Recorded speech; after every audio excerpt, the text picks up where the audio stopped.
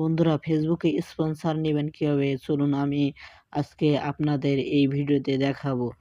Facebook পেজের জন্য চলুন আপনারা ফেসবুক পেজে চলে যাবেন। আসার পরে আইডিতে অথবা পেজে হোক, তারপরে চলে যাবেন।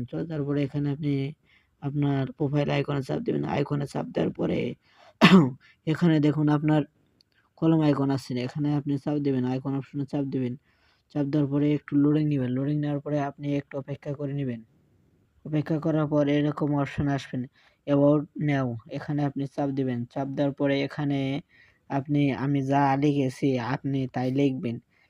এখানে আপনার যা লিখেছি না, এটি আমার ইমেল দিয়েছি, আপনার এখানে কোনটি ইমেল সেটি দিবেন, যেন আপনার সাথে স্পন্সররা যোগাযোগ করতে পারে, অথবা দারাজ অথবা অ্যামাজন, যে কোনো দেশ থেকে আপনার সাথে যেন যোগাযোগ করতে পারে। এর জন্য আপনি হোয়াটসঅ্যাপ নাম্বার দিতে পারেন অথবা ফোন নাম্বারও দিতে পারেন। এখানে নিচে হোয়াটসঅ্যাপ লেখার পরে আপনি এখানে আপনার ফোন নাম্বার দিয়ে দিবেন। তার জন্য এখন আমি এটি সেভ করব। সেভ করার জন্য এখানে আমি সেভ অপশনে চাপ দিব।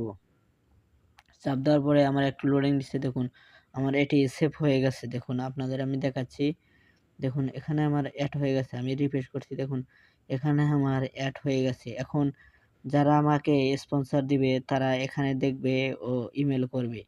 তারপরে এই ইমেলগুলো আপনার কোথায় আসবে? ইমেলগুলো আসবে হলো আপনার জিমেলে। জিমেলে আপনি যাবেন। জিমেলে আসার পর এখানে একটু অপেক্ষা করে নেবেন। অপেক্ষা করার পর আমার লোডিং নিচ্ছে। এখানে আপনার এই যে এই ১ম অপশনে আসবে, জিমেইল দিবে। এখানে আপনার লেখা থাকবে স্পন্সরশিপের জন্য যোগাযোগ করুন অথবা স্পন্সরশিপ নিন। এই কথা বলবে।